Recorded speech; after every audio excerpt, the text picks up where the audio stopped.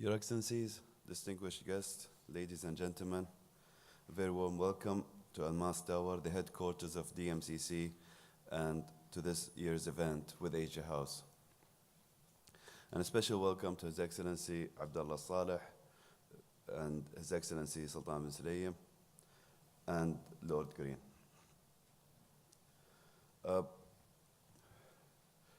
This is an exciting time for me and DMCC.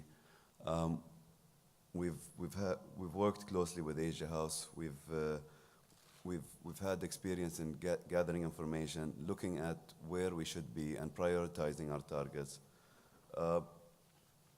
If you look at the headlines in the recent 2 years, things are always doom and gloom. I mean, it almost boxes you to just not leave your room or not even leave your bed. Kind of feels like my last speech last year on this, but the point I'm trying to make is there's always challenges. Some of my biggest challenges were before the global recession, actually, not after the recession. This tower, Almas Tower, we moved in at around in 2008, and that's when the global recession kicked in the most. And we had the choice of just to sit and just have people tell us what to do, or we can try to fix this. It's unusual territory. Things were unclear. Some of the biggest banks in the world were going belly up. Countries were announcing bankruptcies or even worse. But we restructured our organization, and we changed the way we market Dubai and DMCC. One of the things we focused on was the ease of business, the affordability, and finding the right locations within Dubai. And not just for the big players or the big chairmen and all that, but even their staff, their management, their CEOs, our members in the Dubai Gold and Commodities Exchange. I think that the global recession itself was the biggest teacher to Dubai and DMCC. The fact that S&P got all of these companies wrong right before the recession, that's a lesson not to be forgotten. Also a lesson also to learn not to take their ratings too serious when it's focused on these regions. We were about 1,300 companies at that time, and in 2008. But from the recession, we had our best years when it comes to registering companies. On average, we registered around 2,000 businesses. Today, we're over 16,000 businesses. And the last 4 years, we've won the best global free zone of the year. I'm sure most of you have heard that. We made sure that the message gets to you and the marketing gets to you. Thank you. And with those accolades, I usually worry that we might sit on our achievements and get too satisfied and too comfortable. DMCC is expanding and working on beautifying the community, the old phase. We're looking at the expansion. And I was asked, is there any concerns about building the Uptown Tower? And my response was, my only concern is that I don't really have one. We're very confident about that tower. It's a mixed-use building, about 78-story high. The idea behind it was to replicate the success of Almas Tower. And the difference between it and Almas Tower is a mixed-use building, which is something I didn't want in Almas Tower. We were focused on efficiency. It's the tallest office building in the Middle East. We are having tenders every month from different areas of the world. We had a recent visit from the government of Angola, and they will be sending their diamonds to the Almas Tower very soon if they want to be competing globally with their diamonds. I don't want to digress too much on the Uptown Tower. That will be for another time. Why do we work with Asia House? Why did we work on the future of trade? I think it goes back to how DMCC was set up. The concept of a free zone focused on commodities wasn't new to Dubai. There's a lot of nice ideas, but it's another matter to make it happen.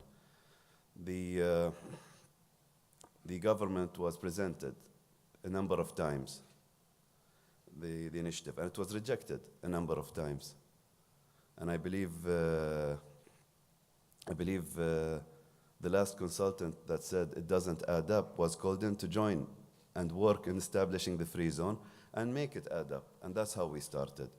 I joined I think in 2001 as a director, and it was just a conceptual business. We didn't even know where DMCC would be. And the thought process was, should it be next to the Gold Souk or maybe in the airport, so people don't worry about coming in and out of a free zone and can leave. It's like, I don't know if it was a duty-free concept, but it was more the location. In any case, we were informed that it's in this area, which seemed to be outside Dubai. We worked with consultants, and we got some good research from their side. But there is a time where you do the studies, and there are times where you work, and you need to have something substantial, and you have to balance that. Coming back to Asia House and our future of trade, we as DMCC challenge consultants. We challenge them a number of times. We do not take it as is. And some of the examples that I have, the best example I would have is the coffee business that we've launched recently. We kept hearing a number of times that you will only get African coffees because Latin America doesn't have the advantage of the logistics. They're closer. We were lucky that we're grateful to Mercanta, who shipped Brazilian coffees to Dubai, and we were able to process those coffees. And we found out that was a misinformed information, or that was not true, however you take it. In any case, I'm happy to tell you that not only Brazilian coffees will be coming, Colombian coffees are coming, Panama, and I just came from Cuba, who were not going to send coffees because they were under the impression they have to send big volumes like Colombia. I told them, no, I'd like to have quality coffee. It doesn't matter whether you're producing as much as Colombia or Ecuador. It's just the variety, because in this region today, the culture has changed. The culture has changed. And I noticed that, I think in 2015 and 14, we don't just see people going for Arabic coffee and Turkish coffee. The concept of cold brew, cold drip coffee, single origin coffee, specialty coffees, people asking for a specific type of coffee bean. So during 2016, I met with the consultants who were working on what should be the next commodity for DMCC, and that was PwC. They had an algorithm, an HS code, an algorithm based on the HS code, which they worked on the data from the customs. And they screened some commodities. To mention a few of the top 10 is black pepper, halal meat, saffron. And I was busy that year chairing the Kimberley process, so I didn't meet with them as much, but I did sit through that presentation. And towards the end of the presentation, I asked them to focus on coffee. And that wasn't in the top 15, or top 10 at least. And they asked me, why do we've screened better based on our algorithm, we've screened better commodities or more successful ones. My response to them was at the time, their study would not have advised us to build the tallest diamond tower or go for diamonds due to the challenges at that time. The other reason, we've been successful with tea. DMCC, or Dubai specifically, re-exports 60% of the global tea. Not 1 year, it's not an offshoot, it's not an anomaly. It's been happening every single year for the past 4 or 5 years now. And the tea centers at full capacity. 80% of the countries that produce teas, and this is my information, 80% of the countries that produce teas also produce coffees. So the network was already there. It's good, saves us time. And the third, that was most important to me, this was the coffee culture that's growing here. And the community in Dubai would really appreciate adding this. I didn't know how involved the Dubai community would be. I was at a coffee festival recently at the stand, at the brand Dubai stand, which is focusing on promoting the baristas and the skilled coffee shops here and all that. We've had a few of them attend our launch of the coffee center. And during the night tour, I was all caffeined up. I've been drinking coffee for 2 days. Every time I show somebody, I'm offered a bit of coffee. And I saw a local gentleman who waved at me, and I was about to leave. And he said, "Would you try some of my coffee?" I walked, and I was about to say no, but I was like, you know what? I'll have one more. And as he's preparing the coffee, he says, "This is Ecuadorian coffee," and all that. I asked him, "Do you like doing this? Is it something that you see as a future?" He goes, and he responds by saying, "I'm a certified barista. I've taken these. I'm investing. I'm setting up my business." And he pointed out that if we did not provide the facility in the coffee center, the roasting facility, the equipment that's there, he wouldn't be able to afford setting up his business. And that meant the world to me. That means that there is businesses that are being produced from Dubai. And we do have a training institute there. That's just one example.